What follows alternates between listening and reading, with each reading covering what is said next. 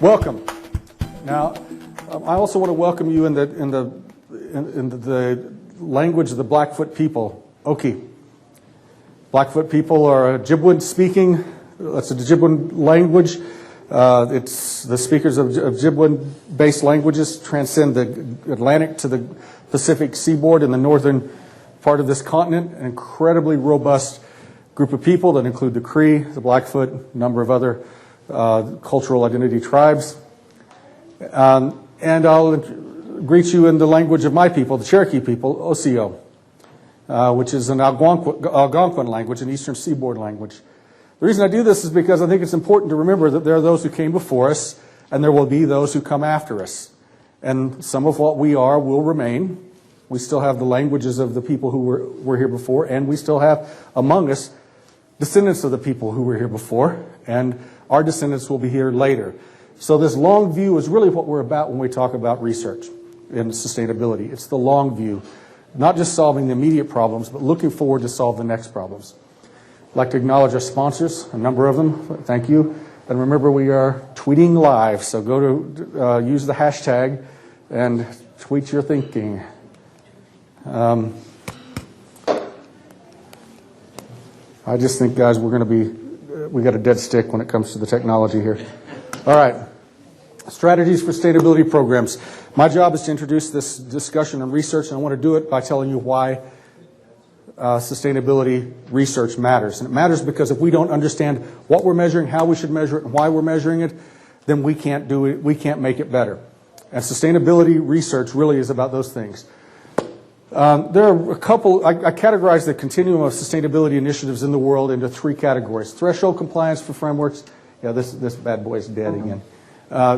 Threshold compliance. Try this one. Yeah, the laser. Oh, your laser pointer is going to work too, right? That does work on phone. Oh, so that does not. You need a laser pointer. I thought the clicker was working. No, the clicker's working. Sorry. All right, so threshold compliance frameworks are sort of like regulations. You either comply or you don't. And so there are a number of sustainability initiatives around the world that are threshold compliance. You get your silver star, you get your plaque on the wall. Incremental compliance frameworks are those that have stages like LEED buildings, silver, gold, platinum, or your airline flying status, or any number of others, single star, 2-star, 3-star. And then there are continuous improvement programs. And I'm an advocate of, and what we are talking about now are continuous improvement frameworks. The reason we're advocates of continuous improvement frameworks is because they give us a process for actually continuing to, for as Roger said this morning, for solving the problems today and then addressing the problems tomorrow, because sustainability today is not going to be sustainable tomorrow. So we have an ASABE ANSI standard that we authored that was published this year that has 3 steps for sustainability continuous improvement that all of you will recognize as continuous improvement protocol that you use within your companies or within your organizations. Define, plan, and implement. Define sustainability, identify the performance indicators, select the metrics that you're going to use to measure those indicators, benchmark, set goals, develop strategies, implement the strategies, measure, assess. If it doesn't work, figure out what does, change. Don't keep doing the thing that didn't work. And then tell the world, because that's the way we learn. This strategy is being used by virtually every U.S. agricultural production organization now for continuous improvement, formally adopted, informally adopted. So let's talk about what this first step means in defining key performance indicators. This is what makes what we're doing with the Global Roundtable and affiliated organizations, the U.S. Roundtable, as well as the Canadian Roundtable and Brazilian Roundtable, what we're doing different than others. I think I'm still having trouble here. Green light, but nothing. Change the USB port to see if that works.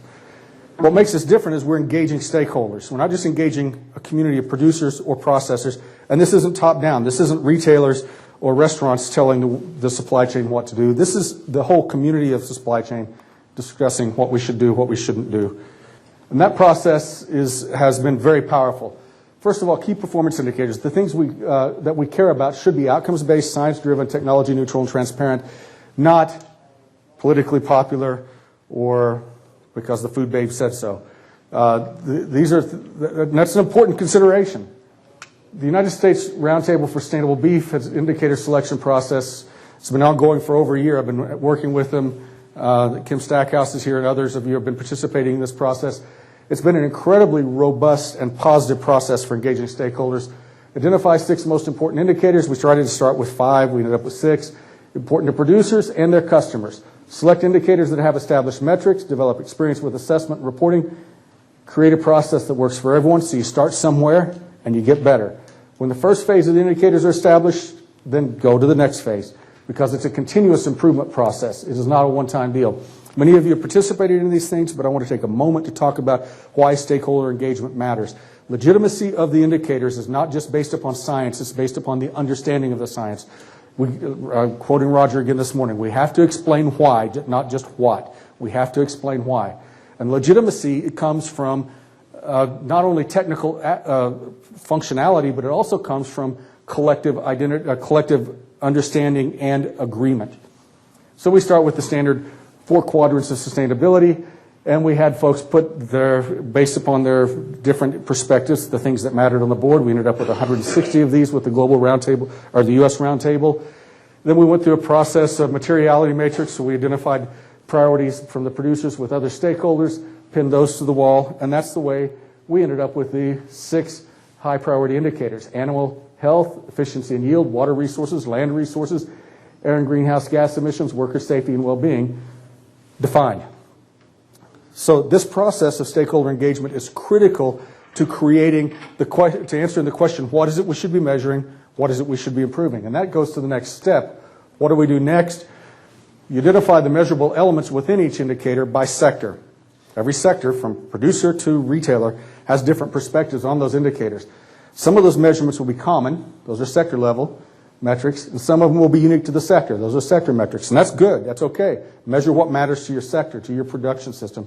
Prioritize and get about the process of benchmarking and developing strategies for improvement. And that's what this process is about. This is why we need the science. So we have with us 3 esteemed research colleagues. Dr. Greg Thoma, University of Arkansas. He's the Bates Teaching Professor of Chemical Engineering. He's led just about most of the agriculture and food LCAs in the United States. Serves on the steering committee for the Swiss National Research Program, Healthy Nutrition and Sustainable Food Production, and he's the North American subject editor for agriculture for the International Journal of Life Cycle Assessment. Wave to them, Greg. We have Frank Mitloehner. Professor Mitloehner is the Air Quality Extension Specialist at UC Davis, former chairman of the Global FAO project to benchmark the environmental footprint of livestock production, serves as a work group, and is, frankly, author of one of the most effective correcting articles on that process of the livestock shadow. Serves as a work group member of the President's Council of Advisors in Science Technology, and is the National Academies of Science Institute for Medicine Committee on a framework for assessing the health, environment, and social effects of the food system. And finally, we have Dr. Roger Cady, who most of you know. You saw him a couple of times this week already, saw him this morning.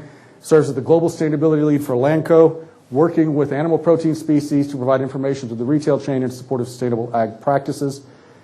Currently focused on methods to reduce natural resource use and production of animal protein and promote environmental sound and economically viable practices in food production. And I will add, Dr. Cady is really the reason we're here. He's the one who recruited us early on into this discussion how many years ago, Roger? 7 years ago, as we were starting on a process with dairy with life cycle assessment. So we've been working together as a team for a number of years. Dr. Thoma, let's go ahead and get you up on deck and get started.